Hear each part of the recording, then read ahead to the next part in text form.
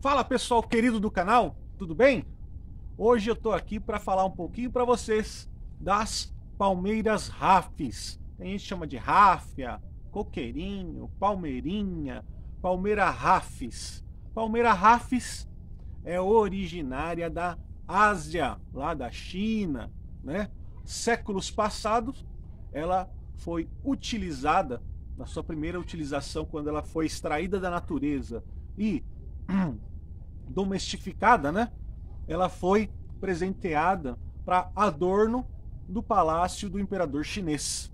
E aí, com o passar de centenas de anos, virou essa planta que todos nós conhecemos, que está sendo difundida aí largamente, né, em todas as residências, escritórios, empresas pelo planeta fora, tá? Uma planta de mata tropical, né, de mata fechada.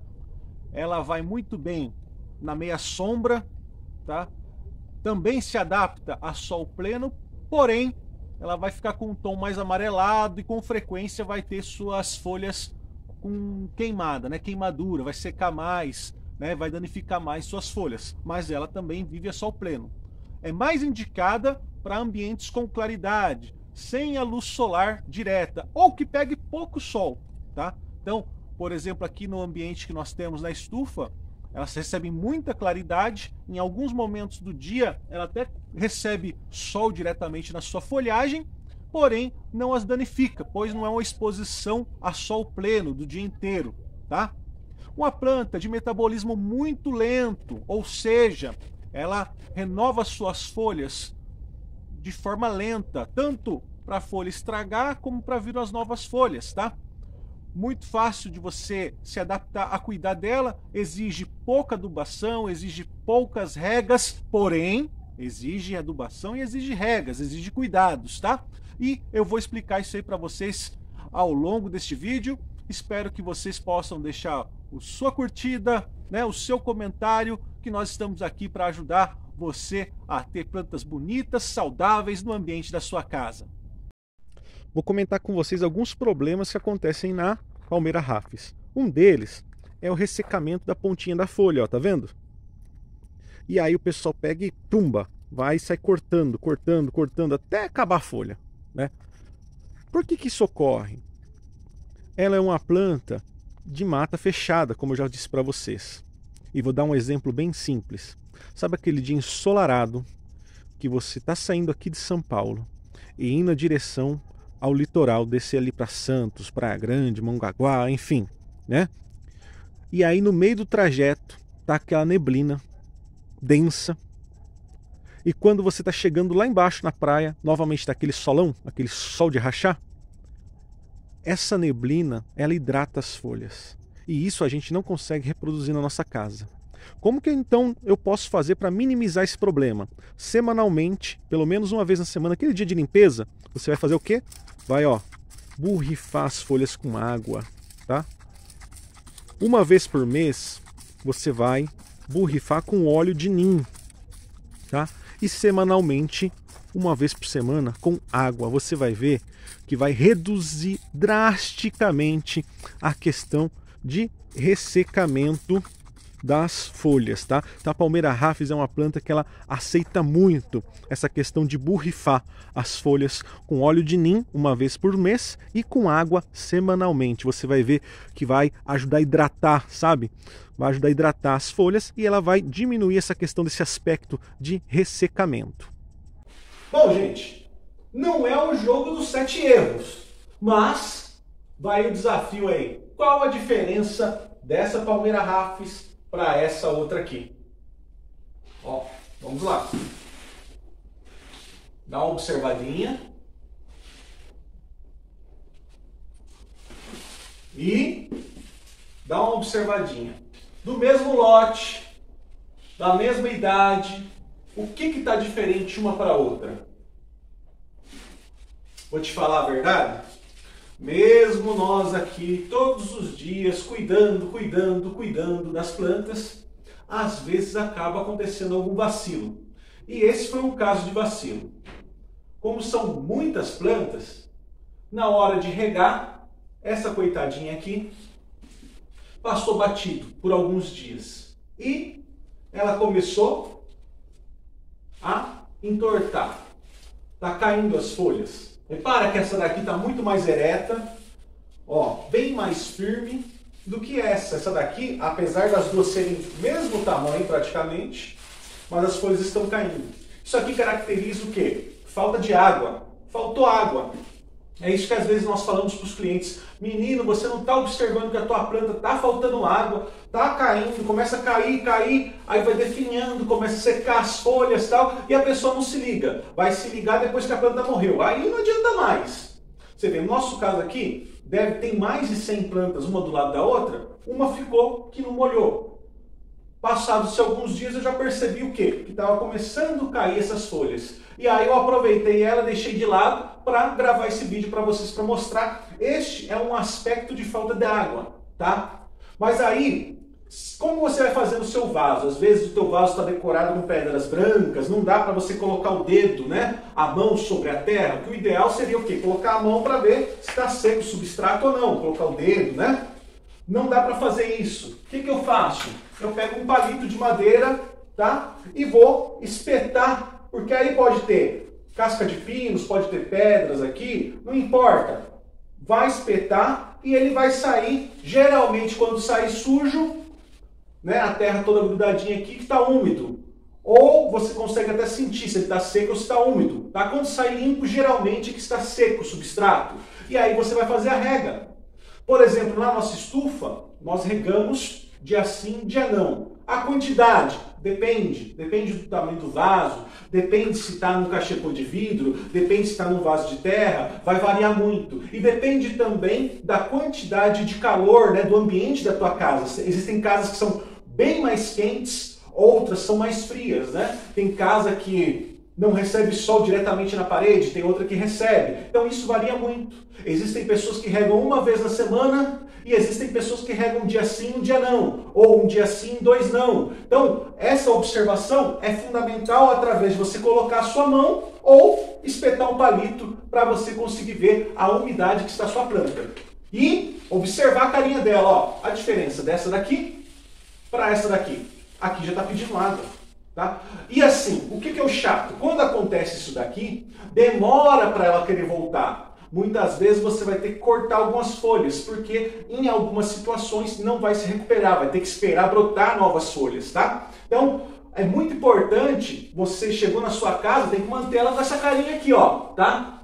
E não deixar cair as folhas aqui, que isso aqui é falta d'água, tá? Que foi um acidente, infelizmente ela recebeu menos água que as outras e tá aí querendo ficar meio desmaiada. Outro probleminha que às vezes acontece é isso aqui, ó. Dá uma enferrujada nas folhas, tá?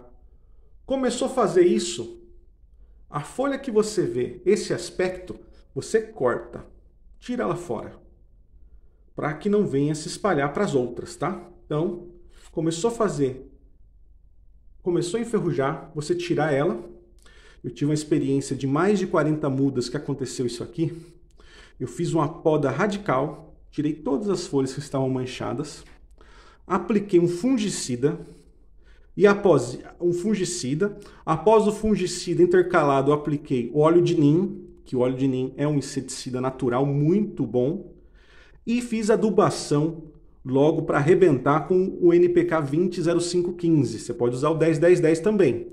Mas eu peguei e falei, olha, ou vai ou racha, porque não estava melhorando. Então eu tirei todas as folhas que estavam com esse aspecto, né? Podei tudo e depois fiz aplicações, sabe? Era um dia sim, um dia não. Fiz 2 vezes na semana.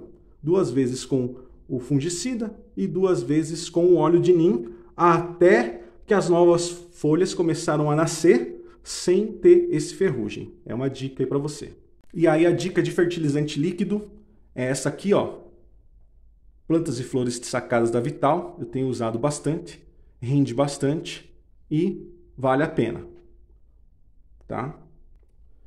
E o outro fertilizante que eu tenho usado é um é o outro, esse Plantas Verdes também da Vital, também é diluído em água, também dá um ótimo resultado. Essas plantinhas das rafts vai muito bem. Os dois eu uso uma semana sim, uma semana não, tá? Não é necessário você usar toda semana. E quando tem uma folha feia, o que eu faço? você vai fazer a poda dela, seja com a sua tesoura aí comum em casa, né? Ou com a tesoura de jardinagem, tá? Então, você vai pegar e vai cortar ela onde? Sempre aqui, ó. Tá vendo? Aqui, ó. Ó, essa regiãozinha aqui. A folha ficou feia, eu corto aqui, tá? Não deixa aquela pontona. Tem gente que corta e deixa essa pontona. Não, corta próximo ao caule. E remove a folha e joia, tá? Então, quando a gente vai fazer, quando nós vamos fazer, né, a poda, é sempre próximo aqui, ó, do caule, tá? Ó, cortou aqui, certo? Então, prontinho. Ela é uma planta de toiceira, tá? Vão saindo várias hastes, uma do lado da outra. Ó, tá vendo aqui? Já tá saindo um novo broto, tá? Olha aqui, ó, saindo outra. Ó, saindo outra. Então, isso aqui no futuro você pode pegar e até dividir ela. Lembra muito como funciona a espada de São Jorge, tá? Ela vai ficando sempre intercalada por baixo da terra, né? Mas você pode destacar e multiplicar aí as suas hastes de palmeira rafis, tá?